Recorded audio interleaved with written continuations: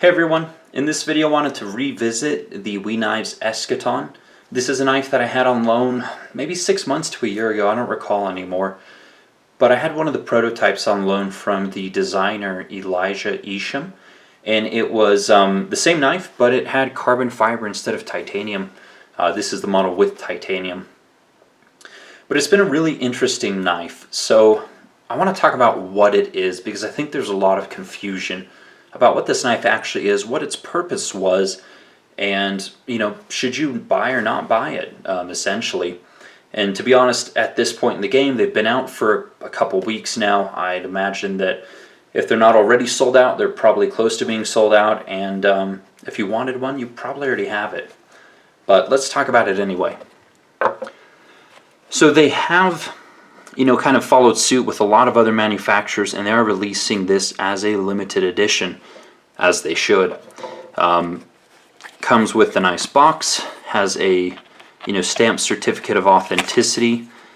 Not that you really need one necessarily for really any knives, but again, the type of people who buy these types of knives, we like presentation, we like the experience, and that's what this knife is. It's an experience. Well, in part. It's primarily marketing, but let's talk about it. So the designer, Eschaton, new designer, very futuristic. Obviously this one has sort of like a biomechanical type of feel if I had to describe it. I don't know if he describes it that way, but that's how I look at it.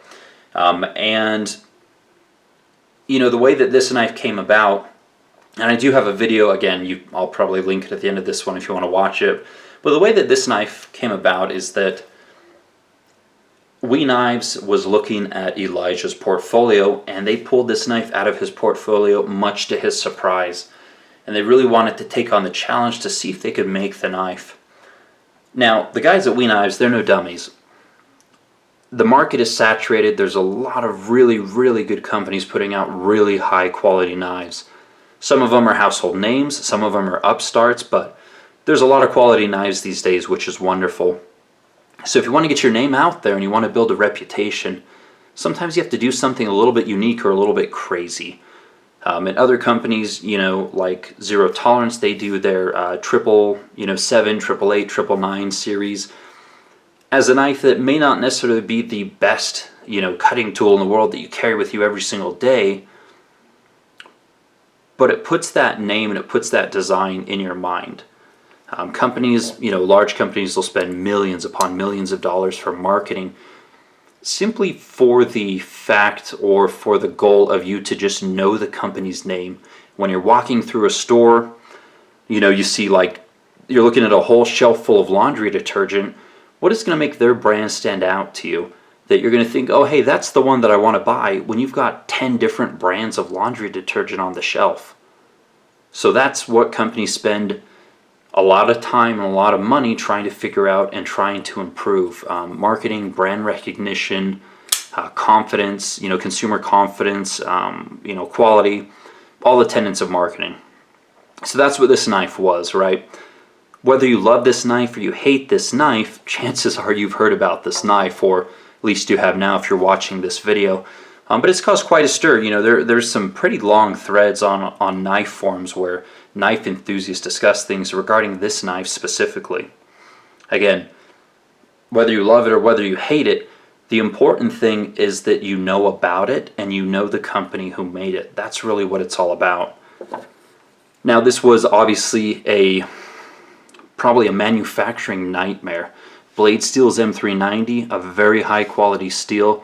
Handle has been intricately milled. It uses a semi-integral backspacer, which means that this entire back portion here is one solid piece, and you have some, the rest of the knife essentially bolted on to this one solid piece of titanium. Here's the inside so you can see that it's one solid piece.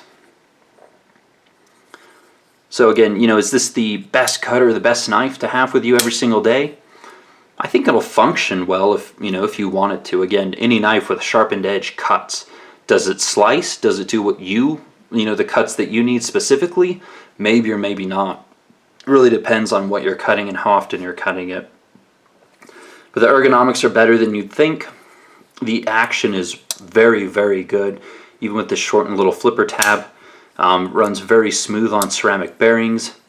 You have a plethora of opening methods with this opening hole, and you have several different shelves on it that catch your finger pretty well, from the front or the back. So, but again, this is a marketing tool. It's a cliche example, but just like you have Mercedes and Audi and BMW who produce these concept cars with the craziest, most difficult manufacturing that they can possibly do. That's what this knife did. Did We Knives learn something from the manufacturing process on this that'll probably make them better at manufacturing other knives that are less complex and less out there? Probably. But again, in this saturated market, how do you get your name out there? How do you get people to talk about you? Again, whether it's good or bad, and you have to do something crazy that puts your name on the map. This has been a really good project for We Knives. It's created a whole lot of awareness around the brand. This has been a great project for Elijah Isham. I think a lot of people have heard his name now because of how nuts this knife is. So I certainly, obviously, like enough to buy one, but I appreciate the uniqueness of this knife. When I went to a local gathering with the prototype, it was the one knife that everyone wanted to see. Everyone had to experience it or handle it. Whereas, I had other customs on the table that really didn't get as much love. But there's certainly a fascination with, how unique this knife is. It carries really well in the pocket. It's a long, slender knife. The pocket clip works well. Really wasn't many changes from the prototype to these full production ones. But I did opt for the titanium version because, as I recall, at least with the prototypes, the titanium one was a little bit better balanced, but I think on the full production they're the exact same weight and have the same balance now. Either way, among the prototypes that I handled, I did like the titanium better. So the pivot is captured here in the really unique milling on the frame. Used Torx hardware throughout, gold and blue,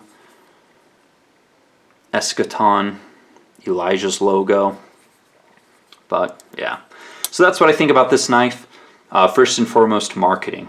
That's what it was all about. Secondarily, obviously proving their manufacturing capabilities as a company to be able to pull this off and pull it off at scale. This one is number, where are we at here? Let me look around the camera. 193 of 500. So, it's one thing to be able to make one really crazy knife and spend a ton of time on it. It's a whole nother thing to be able to produce 500 of them in the exact same way with the exact same tolerances. So, marketing, engineering, manufacturing prowess with the execution of this knife, and, just a really unique cutting tool. If I had to give it any knock, I would say that the teeth here on the, pretty sure this was a stainless steel liner, are a little bit sharp. You feel it on the first finger in the hand, but other than that, again, if you want it to, it could serve you well as a cutting instrument that you carry with you daily. So there'll be a lot of contention around that final point, whether or not this is something that you could or should carry. But again, it depends on what your cutting tasks are. If you work in I hate this analogy, but a cheese factory, they're going to be better knives than this one. If you work in a bread factory, perhaps they'd be better knives. If you break down cardboard for a living, perhaps they're better knives.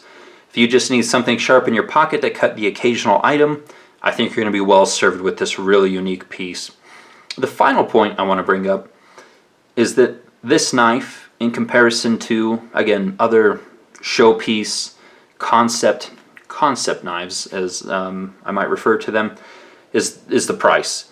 These are $350 at dealers, whereas the other competitors that sought to accomplish the same goal of marketing and engineering prowess were $750 and up. So, again, made in China, that does bring the price down significantly. But with the amount of machining, the complexity, I doubt they're really making a whole lot on these knives. And, you know, again, if this knife was more expensive and less accessible to a lot of people, it would not serve the goal as well. So, I mean, there's some consideration for price versus the other competitors within the, you know, the concept and marketing knife realm. So, yeah, that's my final point, I suppose. But really cool piece. I'm really happy to have one. It's just so unique, so interesting, so visual, so enthralling that, you know, I had to have it. As Andrew Jean of the Edge Observer said, sometimes you just have to get something that challenges the sensibilities, that makes you think or involves you in some way.